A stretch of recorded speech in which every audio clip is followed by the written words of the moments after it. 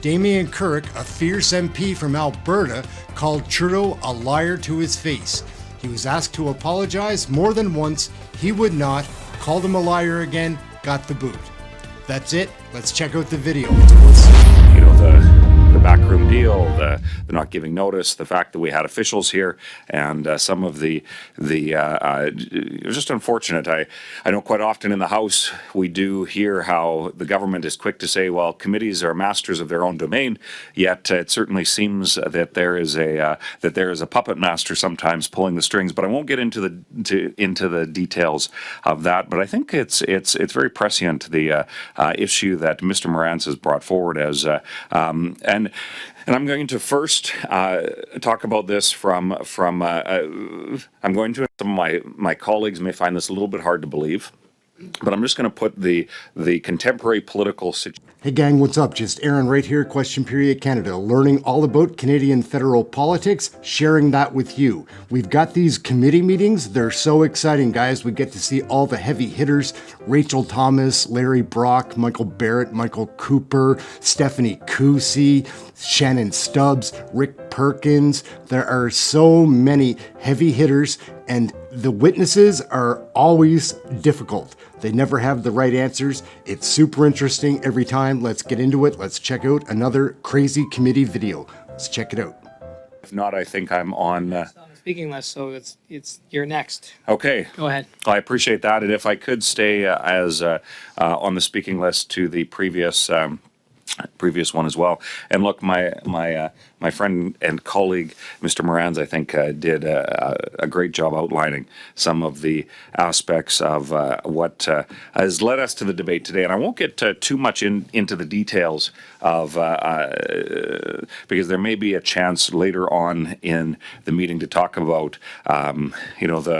the backroom deal, the not giving notice, the fact that we had officials here, and some of it was just unfortunate. I know quite often in the House we do hear how the government is quick to say, well, committees are masters of their own domain, yet it certainly seems that there is a puppet master sometimes pulling the strings. But I won't get into the details of that. But I think it's very prescient, the issue that Mr. Morantz has brought forward as and I'm going to first talk about this from I'm going to, some of my colleagues may find this a little bit hard to believe, but I'm just going to put the contemporary political situation aside for just a moment, if I could, and outline why I think that there is relevance to adding Mr. Carney, and I'll get to the politics of that here in a moment. But when one looks at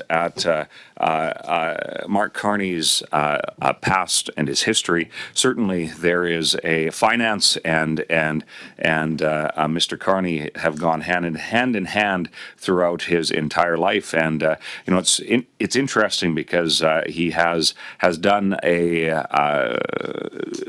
terms not only as governor of the Bank of Canada, but also governor of the Bank of England. And there is a whole lot of commentary I know that's been provided, and certainly there was some very tumultuous times that, and I know having been a member of the Canada-UK Parliamentary Friendship Group, having some of my family members from the UK. In fact, and a congratulations to my cousin who just won one of the council seats, a unitary council seat, Les Fry.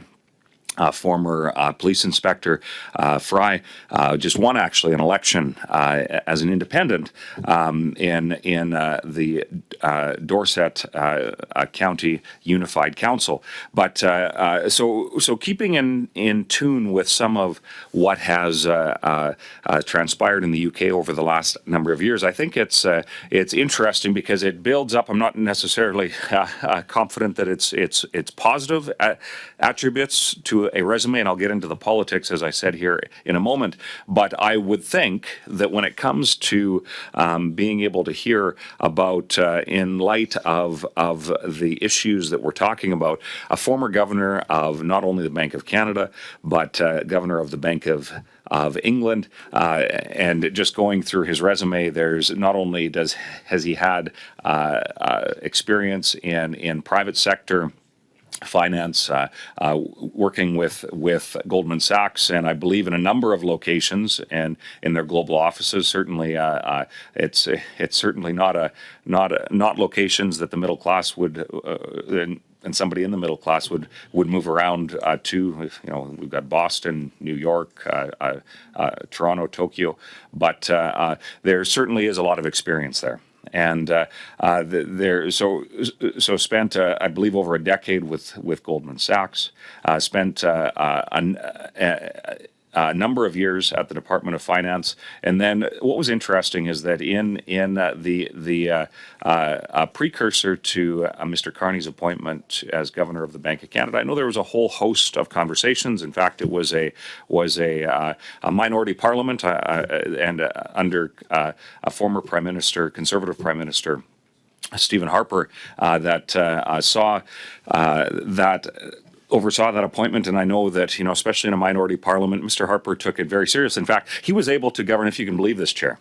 Not to go on too much of a tangent, but former Prime Minister Harper was able to govern for 5 years without a coalition arrangement, without a confidence and supply arrangement, and did a tremendous amount of good work for our country, set our economy on a good footing, including during what were some of the most trying times economically, certainly in a very, very long time.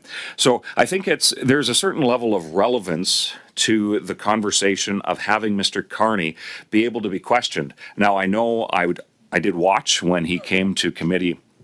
I'd be probably 2.5 years ago. I know it was in the height of the pandemic, and I'm not sure that he would necessarily be thrilled to come back. Oh, well, Mr. Erskine Smith is getting all kinds of shout outs today, but he seems to be at those pivotal moments, so maybe look forward to his intervention shortly here before he said he has to head to another commitment. But to Chair, I think that it speaks to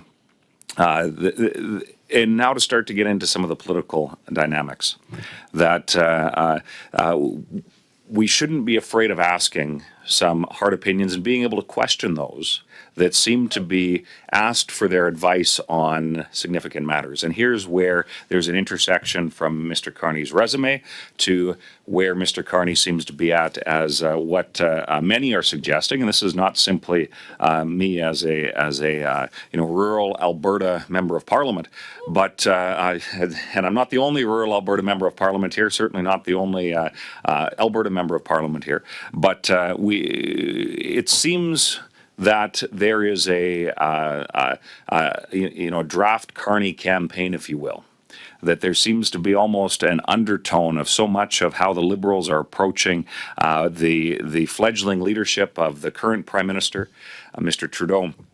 Down in the polls, frustration that he faces wherever he goes, and it seems that there's even frustration from within the ranks of the Liberal Party, certainly within the backbench. And I would suggest as well, I found it really interesting, and if I could just opine on this for a moment, there's always leadership questions, and that's not specific to one party.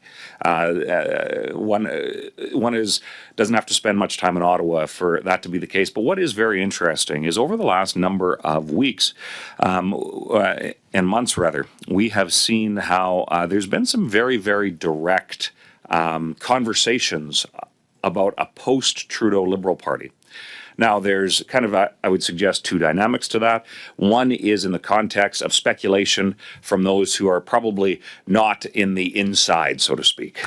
We have a scathing editorial written from I believe it was a former Liberal Party president, that talked about how Justin Trudeau is dragging the Liberal Party down to the depths of destruction. I'm paraphrasing. I don't have that article right in front of me, but I think it's a fairly accurate depiction of what was a very scathing article about Mr. Trudeau's leadership. But we have other, open questions being asked by the press gallery about Mr. Trudeau's future, and certainly my constituents, they ask me those questions on a regular basis, and I can say confidently that my constituents are ready for a change. They're ready for a new prime minister, and certainly not ready for another Liberal prime minister. And we do have a solution to that, but I want to keep things focused, of course, on the issue at hand with Mr. Carney. But what has been interesting to observe over these last number of months is the how open questions about Mr. Trudeau's future and the leadership of the Liberal Party have not been slapped down, have not been refuted. And I think that if I could suggest, there's maybe a couple of reasons for that. One, point of order. I think we're still discussing a programming motion for the committee, and We're on the sub amendment. on Yeah. the sub-amendment. Sorry, Mr. Carney, Yes. but Quite relevant. the political future of Mr. Trudeau is relevant to the calling Mr. Carney. I failed to see that. Well, I'd ask for a ruling Yeah. from the chair as to whether or Well, not that's relevant to the No, thank you, subject Mr. matter. Davies, and yeah, Mr. Kirk, we just, Because do we we want could to talk keep it about relevant to the sub-amendment? And to Mr. Carney, if that's what you want to discuss, you could discuss Mr. Carney, and I think that you should stay on topic. absolutely, and I wouldn't want to stray too far away from the bounds of what would be relevance. And Chair, the reason why this, I think, context is very important is because as we are talking about the future political leadership of the country, of course, not only what I suggest is there significant political involvement, and I wasn't privy to the conversations or the heads up that that the Liberals gave to the NDP when it comes to this particular programming motion, nor I'm certainly not present in the backroom dealings of Liberals contemplating Mr. Trudeau's future, and nor am I aware of what exactly the parameters around Mr. Carney's possible coronation as future leader of the Liberal Party. But why it's so significant is that we have seen, and this is where it really intersects with the true relevance of what we're talking about here, is that the leader of our governments, the Prime Minister, the head of the cabinet, exerts a tremendous amount of control and influence in the context of our governmental system. And I'll spare the committee my feelings on Westminster democracy, but Chair, what I would share simply, and then I look forward to being able to pass it over to my colleagues as well, because I'm sure they'll have more to say about this. But what is the amount of influence and that the leader of the government has. And when we have such open questions surrounding Mr. Trudeau's future, and whether it was Minister LeBlanc not that long ago was openly saying that he was looking into it. And we have Mark Carney, who has although denied specific timelines for what a leadership run would look like. He certainly has been seems to be positioning himself, as Mr. Moran's mentioned, on the lecture circuit, talking about all the challenges that and how he would do things differently. So what I think, and the message I hope, and I would hope that we can get support. Certainly, I would hope we can get support from my colleague from the NDP, since it will be call into question, I would suggest, the confidence and supply agreement that they signed with Mr. Trudeau if there was a change in executive leadership in the Liberal Party, resulting in a change in Prime Minister. But we certainly have a lot of questions that need to be asked. There is a host of concerns, and especially how Mr. Carney seems to be very much talking about the matters that are before not just this committee, but the House of Commons. So I think that it makes good sense. It would provide a valuable opportunity, and of course, Chair, as you know, in stewarding these meetings, the neat thing about calling witnesses forward is it is truly one of those few circumstances in parliamentary debate where there is equal opportunity. unlike the bringing forward of this motion. And again, I don't want to get too much because I'll speak to the motion at when more generally when we get to it. But if Mr. Carney was to come, there would be opportunity for all members of this committee. For Canadians watching, it is important to note that when a witness comes, there's agreement amongst the party. Each committee passes a series of guidelines where there's different rounds of questions, and it's distributed amongst the political parties to ensure that there is that equal opportunity to ask those tough questions, to contribute to witnesses. And I think that that would be something certainly that if I could, although somewhat of a terrifying prospect, put myself in the shoes of some Liberal members, certainly I would want to have the opportunity to question somebody who might be their future leader. I would certainly suggest that there would be valuable input that could be provided in terms of the context of having a former, not just Canadian governor, Bank of Canada, rather, governor, but also Bank of England governor. And I think that this is the sort of thing that would provide that opportunity amongst all parties to be able to ensure that there are the ability to get some answers to some very serious questions about where Mr. Carney is trying to lead some of these conversations in his lecture circuit, and to ensure that some larger questions about the future of some of these big economic arguments, because right now it comes down to this. And I would conclude with this, Mr. Chair. The reason why these questions are so important is because Canadians are hurting. You know, when I do a host of town halls across my constituency, around 20 or so a year, and representing about 60 different communities. A few, the larger centers, you know, the communities of 1,000 plus. I get to every year, and then some of the smaller communities, less than 1,000, you know, every 2 or every 3 years. But what I found very, very tragic over the last number of years is how there is pain and hurt beyond what I've certainly seen in rural Alberta. And that's not just me talking as a Conservative MP from rural Alberta, but there is pain. The cost of living, cost of housing, the challenges associated with being able to pay the carbon tax, some of the onerous regulations and red tape that exist in terms of being able to start and sustain a business. What used to be, you know, Canada used to be a country where we hear a lot about where, you know, if you buckled down and worked hard, you could succeed, live out the Canadian dream. And a lot of that has to do with that entrepreneurial spirit, and certainly being from the West, that pioneer mentality. But so much of that has been pulled away from the future of so many Canadians. So I would hope, Chair, that my colleagues from all political parties, but specifically those in the Bloc and the NDP, would support calling Mr. Carney here to be able to have those tough questions, because people at the very root of it are hurting. They are hurting. So why should we deprive them from this chance? What was a frustration? Again, I don't want to get into the too much of the specifics of the motion and the context to which we're debating it. But let's, you know, when life gives you lemons, we're trying to make some lemonade here. Let's get Mr. Carney before this committee. Let's make sure that we can ask some of those tough questions about somebody who seems to be the you know, incoming leader of the governing Liberal Party, although we hope not governing for too much longer.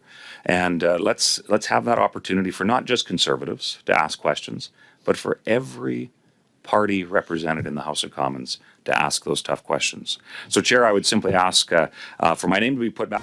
Everyone has an opinion about Canadian federal politics.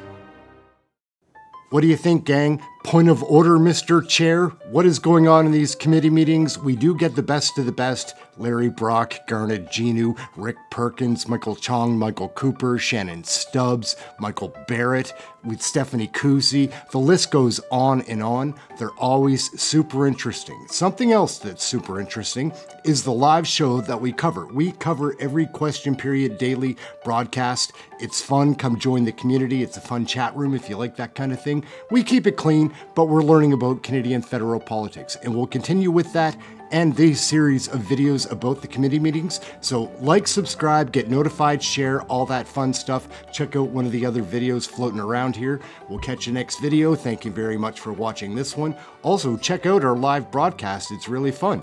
Like, subscribe, get notified, and share. All those fun things. We'll catch you next video. Thanks for watching. The honourable member for Battle River Crowfoot.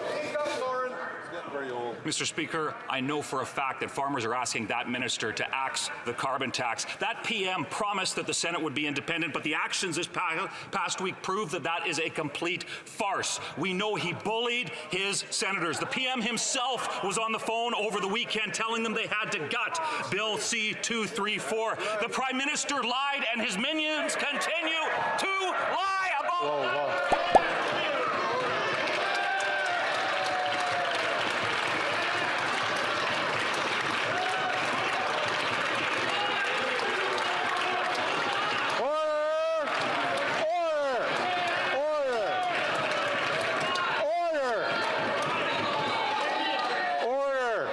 Greg Fergus is away, so substitute House Speaker Chris D'Entremont has a real situation on his hands to deal with. How do you think it's going to go? The honourable member who got here at the same time I did knows full well that you can't use that word. I would say the honourable member should retract that and apologize. The honourable member of Battle River Crowfoot. Mr. Speaker, I will not apologize to that Prime Minister when he continues to lie about the independence of the Senate. I'm asking the honourable member to apologize for the second time and retract that word. The honourable member knows full well you cannot use that word in this chamber. Now, Damien Kirk's being given a second chance to apologize. Do you think he will? So this is the last opportunity. The honourable member of Battle River Crowfoot, will you be retracting that? It's the truth. It's the truth. I will not apologize to the Prime Minister, Mr. Speaker. Mr. KUREK, would you mind leaving us today?